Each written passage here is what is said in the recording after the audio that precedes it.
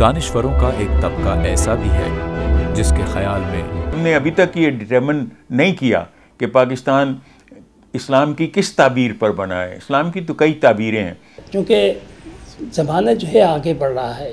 نئے نئے چیلنجز جو ہیں وہ آ رہے ہیں، اور اتنی نئی چیزیں آ رہی ہیں کہ وہ مذہب کے پاس ان کا جواب دینے کے لیے کوئی طاقت نہیں ہے. اس تقریر کی تعبیر میں اختلاف کی ایک وجہ شاید یہ بھی ہے کہ ہم اسلام کو صرف ایک مذہب کی حیثیت دے کر پاکستان کے لیے مذہبی ریاست اور غیر مذہبی ریاست کی اصطلاح میں بات کرتے ہیں، اور جب اسلام کا ذکر کرتے ہیں تو ہمارے ذہن میں عیسائیت کے حوالے سے ملائیت کا تصور آ جاتا ہے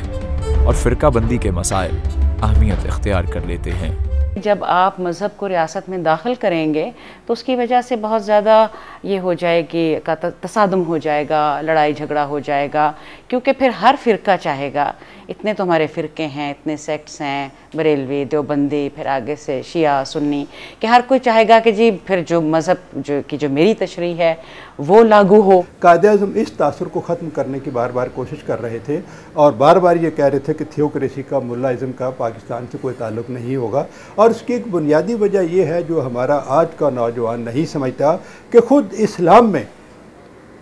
اسلام میں ملائیت یا تھیوکریسی کا کوئی تصور نہیں ہے. مذہبی یعنی ریلیجس اور غیر مذہبی یعنی سیکولر کی متضاد اصطلاحات کو اسلام کے بارے میں گفتگو کرتے ہوئے استعمال کرنے سے بھی ابہام پیدا ہوتا ہے. میرا تو خیال ہے کہ ان کے ذہن میں جو ایک تصور تھا پاکستان کا، وہ ایک اسلامی ریاست کا نہیں تھا، کیونکہ ان کے خیال میں ریاست کے جو معاملات ہوتے ہیں ان کا کوئی تعلق انسان کے مذہب سے نہیں ہوتا. اسلام انسانی زندگی میں مذہب کی حیثیت نہیں رکھتا، بلکہ بذات خود ایک مکمل نظام زندگی ہے جس میں جمہوریت بھی ہے، عدل اجتماعی بھی ہے، انسانی مساوات بھی ہے، مذہبی رواداری اور معاشی انصاف بھی ہے. ہم جو اسلامی ریاست کا ذکر کرتے ہیں، جو قائد اعظم کے ذہن میں اسلامی ریاست تھی، وہ یہی تھی کہ ایسا جمہوری نظام جو کہ لوگوں کی ایما سے حکومت وجود میں آئے اور وہاں پر حقوق بشر کا تحفظ ہو، کوئی اس میں فرقہ واریت کی اجازت نہ دی جائے، کوئی اس میں اس قسم کی صوبائیت یا علاقائیت کا فروغ حاصل اس میں نہ ہو. مسلمانوں کے لیے ایک علیحدہ ریاست کی بات کی تھی، اسلامی ریاست کی بات نہیں کی تھی. دونوں چیزوں میں خاصا فرق ہے. وہ پاکستان کو ایک جدید زمانے کے لحاظ سے جمہوری اور سیکولر ملک جو ہے وہ چاہتے تھے. یہ ضرور ہے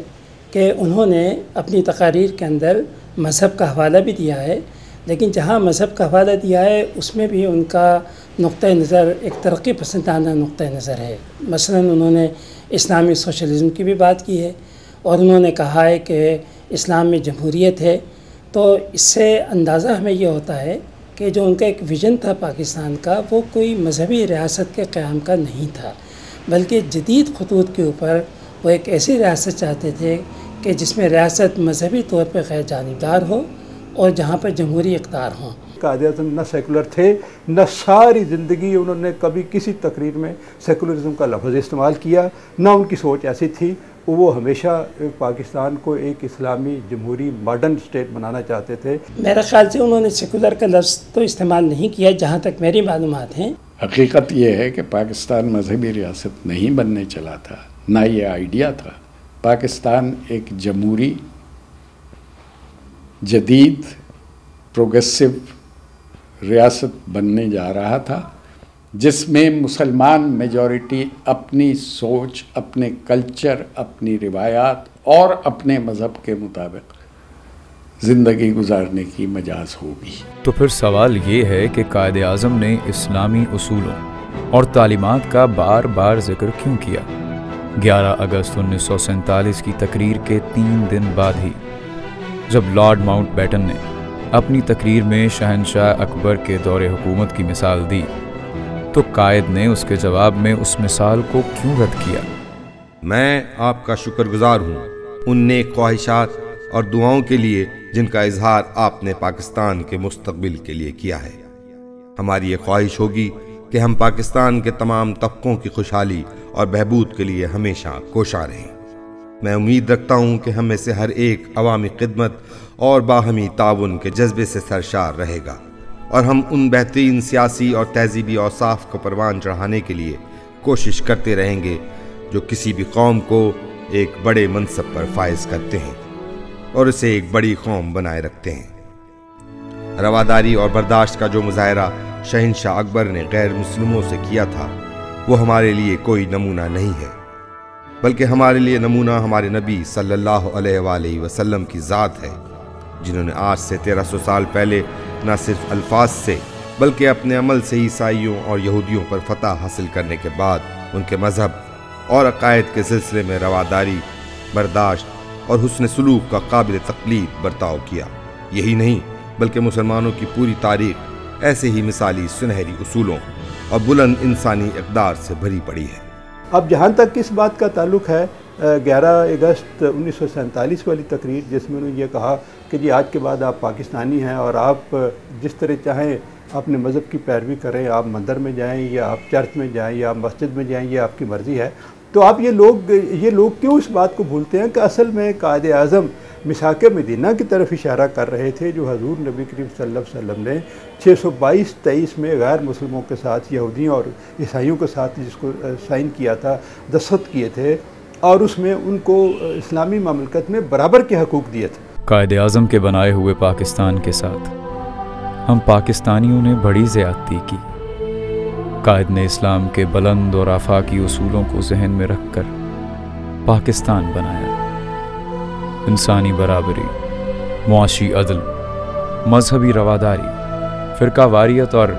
علاقائی تعصبات سے پاک ایک ایسی سرزمین جو دنیا میں ایک مثال کی حیثیت رکھتی ہو۔ لیکن آہستہ آہستہ آپ نے دیکھا ہے کہ ہم نے کیا صورت یہاں پر پیدا کر دی ہے اسلام کے متعلق، یا اس اسلام کے کنسپٹ کے متعلق جو قائد اعظم یا اقبال کا تھا۔ ہم نے معذرت خواہانہ ایٹیچیوڈ رکھا، جس کے سبب یہاں پر وہ اسلامی ریاست کا تصور فروغ پایا جو کہ طالبان کا ہے، اور ہمیں طالبان کا تھریٹ کا سامنا کرنا پڑ رہا ہے۔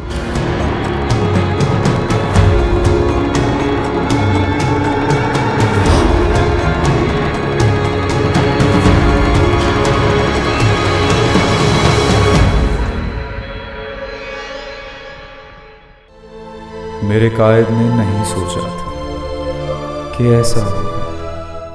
میری ہستی میں آنا ہے، میری مستی میں شعور، جہاں فضا میرا تو خیل ہے تو شیریں ہے سخن، اے وطن دار وطن